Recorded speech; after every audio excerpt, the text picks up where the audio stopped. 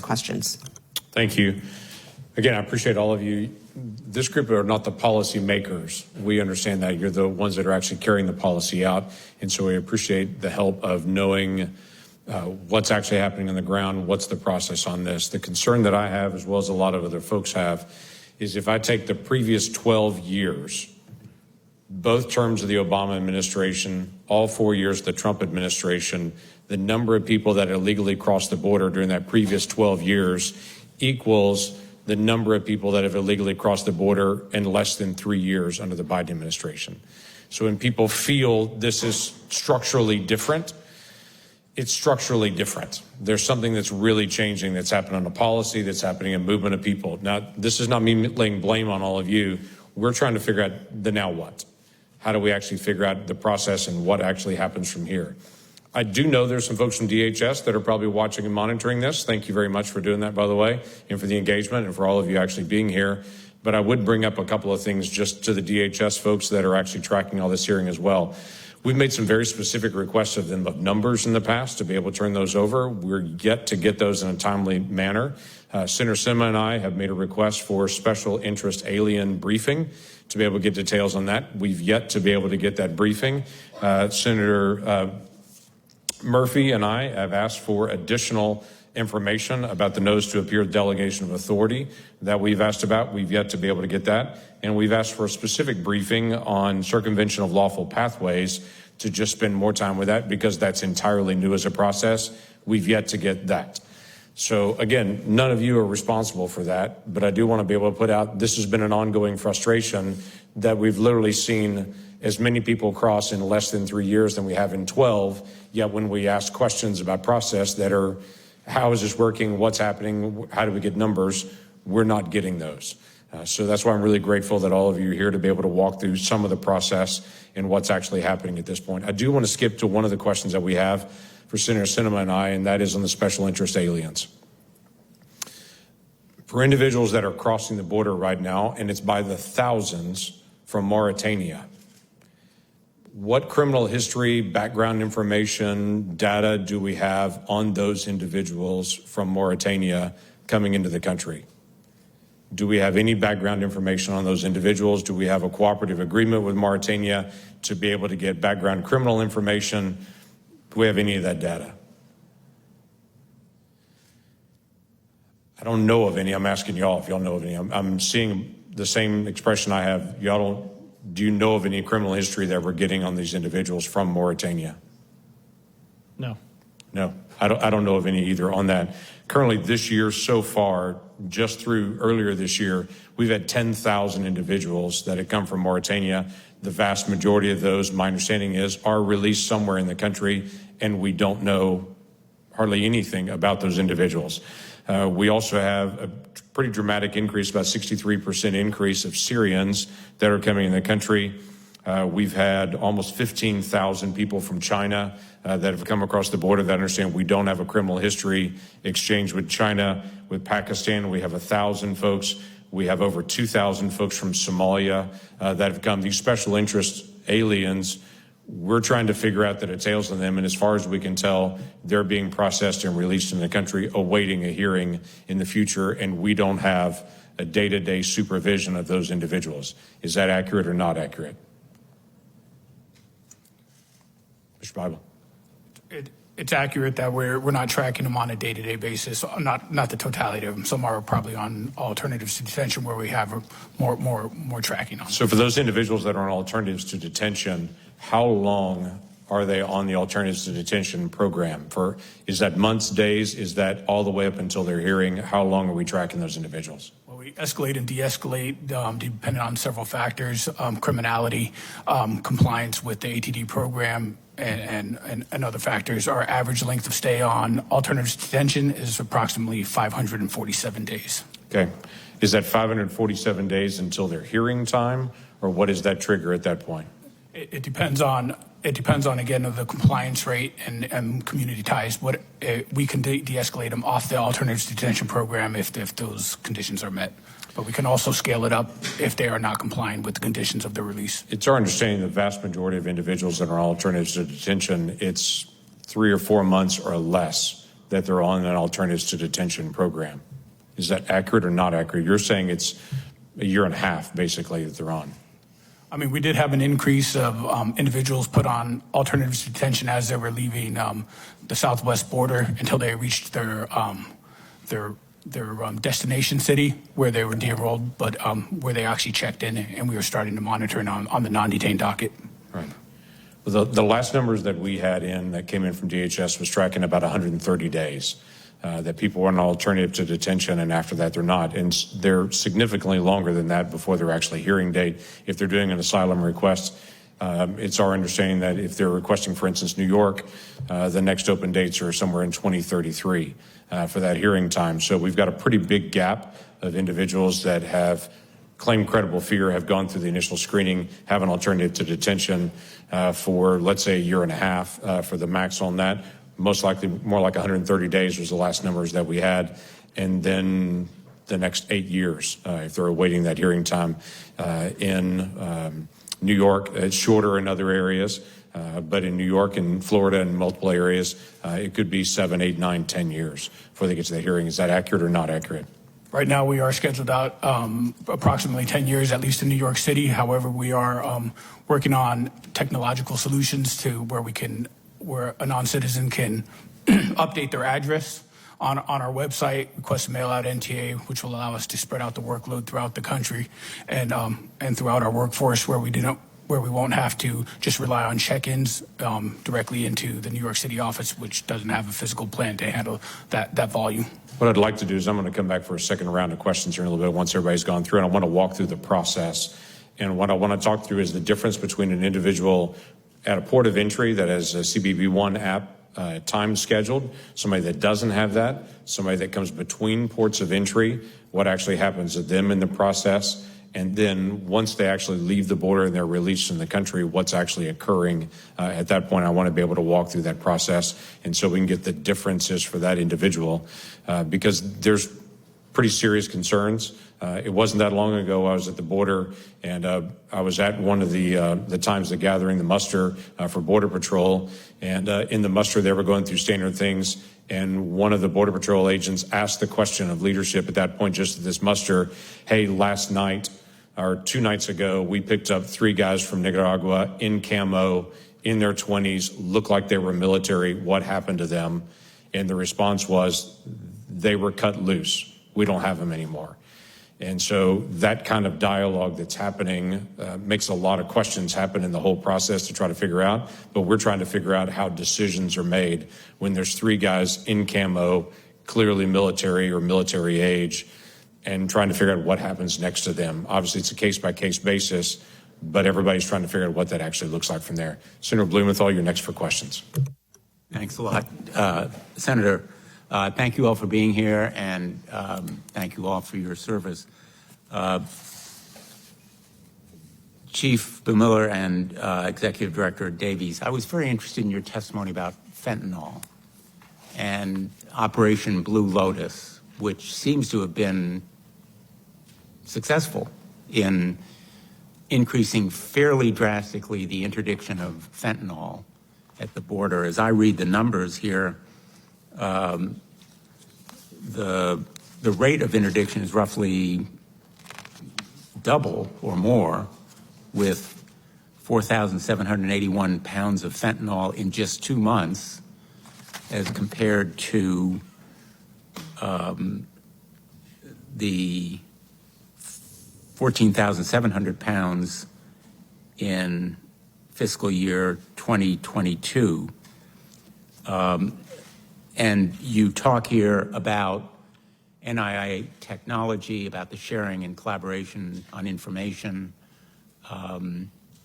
because the vast majority of fentanyl coming in to this country is at ports of entry where this technology can be employed.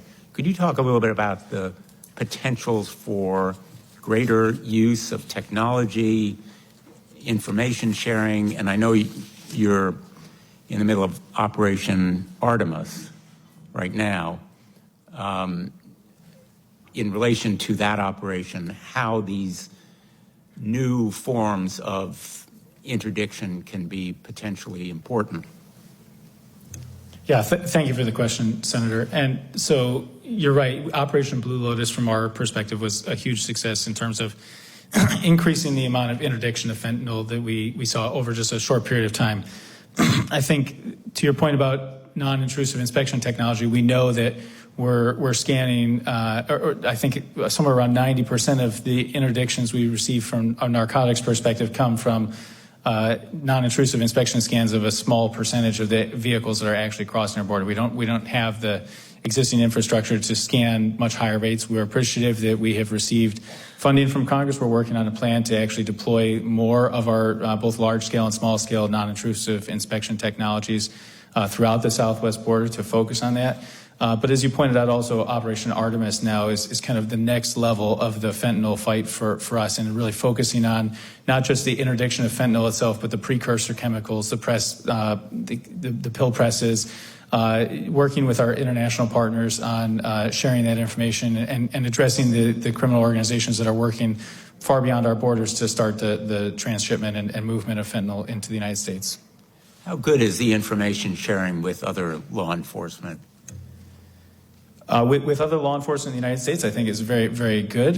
We have a very robust process. We're certainly working to increase information sharing across our international partners and our international network. As you would expect, there are some international partners that we have far better information sharing capabilities with than others, but we're continually working to improve those.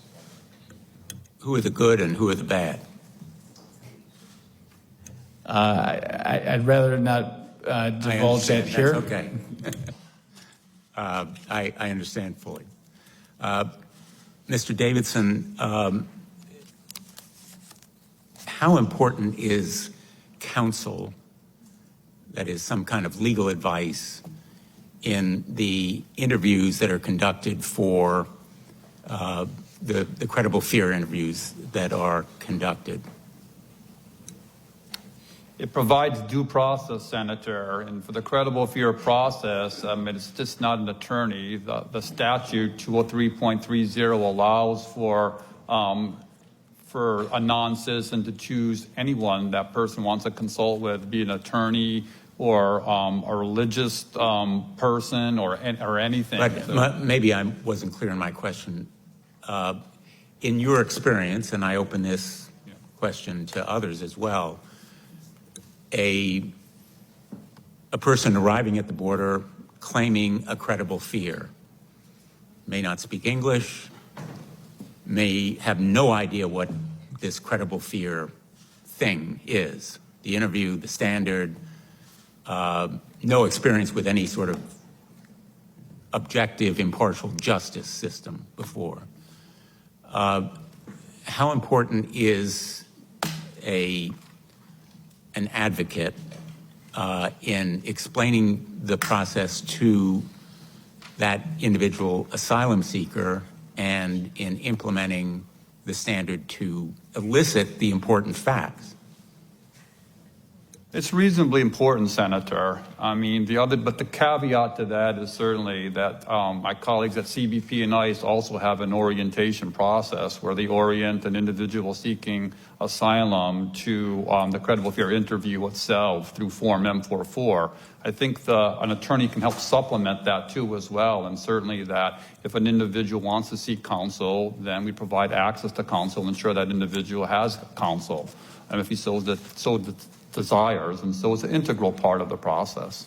Do you think the numbers in your testimony, and I'm not sure I understand all of them, but you go through some numbers at the end of your testimony about different percentages. Do you think those percentages would change if more of those asylum seekers had counsel? I think that's a fair point to make. I mean, I think that there is certainly a tendency to have different outcomes when there's counsel in certain instances, and so not in every instance, but certain instances, yes. I think an individual or a non-citizen who had sought counsel for a particular case has seen, a positive outcome based on their counsel's representation. And the general consensus seems to be that we don't have enough of the counsel, we don't have enough judges. In effect, our justice system, our immigration justice system, is lacking resources to fairly and effectively process those asylum seekers. Am I wrong? I don't think that's a wrong statement as a generality in terms of our immigration courts being under-resourced, DHS, at this panel being under-resourced, certainly. DHS has painstakingly worked with our advocacy communities to ensure that there are groups that are sponsoring, their attorneys for non-bono work, certainly. And we continue to advocate with our stakeholders to ensure that there is low-cost attorneys provided, if somebody so chooses to take that option. Thank you. My time has expired. Thank you, Madam Chair. Thank you. Senator Carper, you're recognized. Thanks so much. I had a chance to, Madam Chairman, to say hello to these gentlemen a bit earlier before I went to another meeting, and we're in and out. We were voting on the floor. We got other committees and meetings, so I apologize for being not a constant presence in your life for these 2 hours. A couple of you have served in the military. I know anybody ever in the Navy? Yeah, Navy salutes Navy. And good to see you. Welcome. Anybody ever served in the Army? Yeah, there you go. And I think maybe both of you saw a time overseas, and as one who actually spent a lot of time in the military and the Navy. I very much value your service. And that role, those roles in uniform, and also these roles in uniform. I have a couple of questions. I hope these have not been answered. I don't think they have, but the first one I want to ask deals with U.S. Border Patrol agents in the field. U.S. Border Patrol agents in the field. And I think Mr. B. Miller, people call you B. Miller? The ones that like me. That's a great name. But first, again, thanks so much for being here today. And the insight you shared with us is critical to committees. It's valuable to me, and I think to others as we work to support the Department of Homeland Security in its missions to maintain a safe and secure Southwest border. I've been privileged to serve, been in the committee, been in the Senate for 22 years. I've been on this committee since it was first founded, created out of the committee on dealing just with government operations. But so anyway, I have a great affection for the department and the men and women who serve.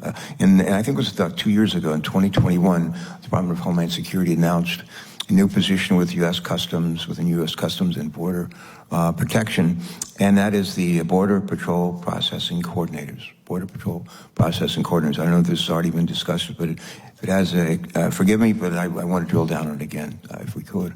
These coordinators, as I understand it, assist CBP agents with the care and processing of migrants and allow Border Patrol agents to focus on their law enforcement duties in the field. And Chief B. Miller, can you just expand for us, if you will, on the effectiveness of these new processing coordinators? Presently, is there a sufficient number of processing coordinators to allow Border Patrol agents to better resume their duties in the field? Go ahead. Thank you, Senator. You're welcome. Thank you. Appreciate it. Thank you for the question. So absolutely necessary, as are many of our partnerships that we work with. The Border Patrol Processing Coordinators, we have almost 1,200 of them to date. Every support we get to return a Border Patrol agent back to the line is well received. While we have those 1,200 Border Patrol Processing Coordinators, we're still far from returning all of our Border Patrol agents back to the line. They are conducting duties, as I mentioned in my opening statement, far beyond the scope of their responsibilities. We need to get them back to the line. They have an important mission, an important role. All right, thank you. We followed up with a question, again, of you, Chief B. Miller, also Director Davies, if you would. Throughout the time he's been in the Senate, I've really focused on root causes in this committee, and frankly, in other committees as well. Not just the symptoms or challenges or problems, but what are the root causes? What are we doing about it? What can and should we do about them? But we've seen time and time again that there is a correlation between the rule of law, corruption, and economic opportunity in Central and South American countries and in the migration flows at the U.S. border. Chief B. Miller and Director Davies,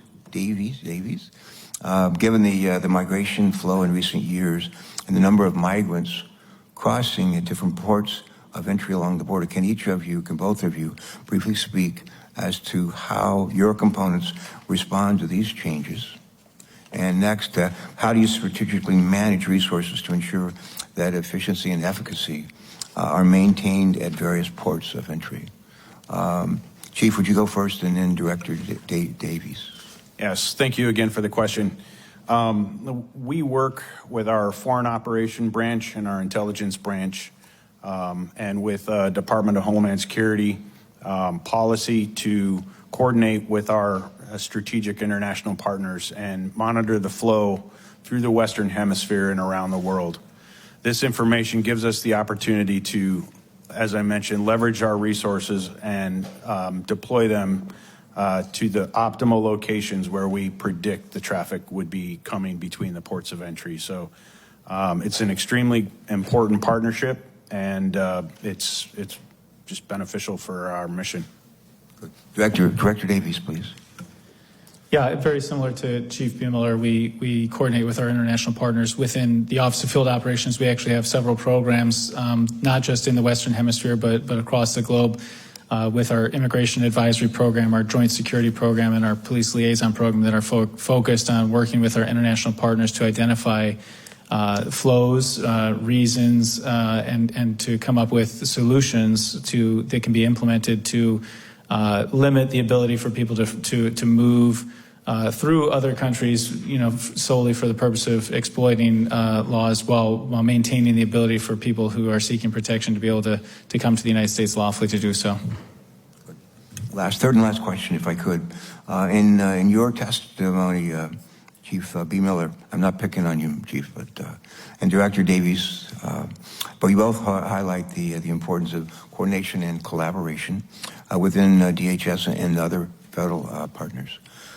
Chief and Director Davies, as we see highs and lows in migration flows along our southwestern border, to what extent do each of you receive regular updates on the primary reasons behind influxes in migration? And how does this information get shared amongst DHS components and help agents do their work on the ground? Director Davies. Yeah, thank you for the question. So we do receive regular updates. I would say maybe not quite daily, but certainly every week about the flows and some of the reasons. And I think really, we share a lot of that information with our officers on the front line. Just to be very candid, the reasons don't always make a difference in terms of what kind of processing is going to happen, or at the point where they're at the ports of entry or in CBP processing, it's too late to affect any change in terms of the reasons that people are leaving. So I know that at a broader level, we are trying to work with our foreign partners to address some of those root causes, as you said. We're tracking those reasons, but from an operational perspective, the reasons that people are coming has little impact on what we do operationally. Chief, same question. Same question, same answer. Very similar. We do monitor some of the push factors, but again, the intention of migrating to the United States does not have an effect on the way that we respond. Regardless of their intentions for coming here, reasons for fleeing their countries, economic or otherwise, we still plan our operations based on the movement of individuals crossing through the hemisphere. Good. Madam Chair, I'd ask another 1 minute, if I could, just to say a closing thought. Several of us on this committee have been up and down the Central America and Latin America for quite a number of times, for quite a few years. And there's a reason why they want to come up here, and it's because their lives are, in many cases, miserable. One of the things that is making life tough for them is the weather, droughts. A lot of folks who used to be able to grow coffee and other commodities, they're not able to do that anymore and make a living. The other one of the other things I've noted is we have gone for too long periods of time, like Honduras. I remember for a number of years, maybe 2 or 3 years, we didn't have any ambassadors, Senate-confirmed ambassador in Honduras. Right now, we don't have a Senate-confirmed ambassador in Colombia, and we need Senate-confirmed ambassadors in all those countries to help ride herd and make sure that the folks that are leading those countries are behaving and that we're being a good partner to them. And there's 2 points. One, when we have good folks, good candidates have been nominated, serving these ambassador positions, we need to seriously take them up and get them done and put them to work. And the second thing is drought, source of drought. I think we have pretty good ideas of what's causing it. It's climate change. We're doing a lot about it. We need to continue to do that.